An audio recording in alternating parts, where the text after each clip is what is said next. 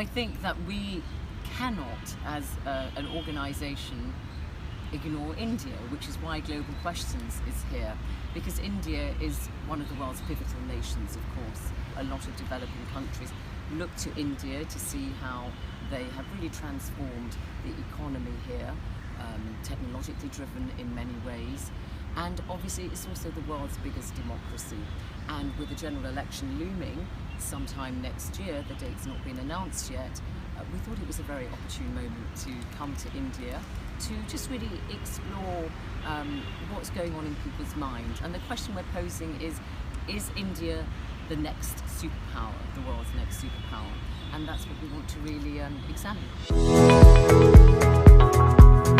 When it first came along, traditional media was a little bit perplexed, what do we do about this? Is it a threat? But actually I think in a way it's been a shot in the arm for traditional media like the BBC, because in a world where everybody has an opinion and comment is free, but we, for instance at the BBC and other traditional media organisations, be they print or broadcast, can say, look, comment is free but fact is sacred, and what we deal with are facts. And what we deal with is, unbiased presentation of news. We'll give you on the one hand this and on the one hand that. So we're not just slanting the news as so often you see in social media, where you've got, fiction sometimes masquerading as truth or comment masquerading as fact. So I think the role of traditional media, it's not threatened actually by social media. It actually shows how much we need these trusted and tested organisations. And of course traditional media uses social media now as well as a way of disseminating its message. I think there's nothing wrong with a political leader using social media to communicate with voters or potential voters and citizens at large. I think that's a good thing, because obviously audiences is what matters for anybody in the media. But that doesn't mean they should neglect the traditional media, because the problem with social media is it's a one-way conversation usually.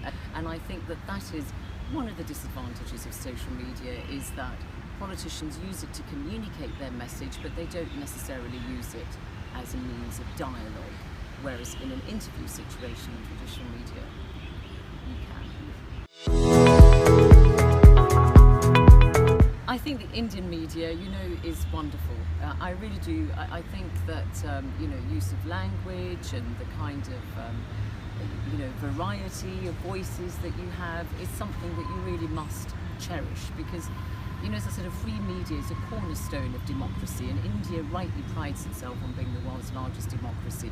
So any threats to a free and transparent media here would be a matter of huge regret. So I would say keep on battling for your right to Article 17 of the Universal Declaration of Human Rights. The free flow of information and freedom of expression is absolutely important. And if you feel in any way that this is being compromised, then I think that you have to stand up and use your voice and say, we will not accept this, and be together regardless of political persuasion. This goes beyond party politics.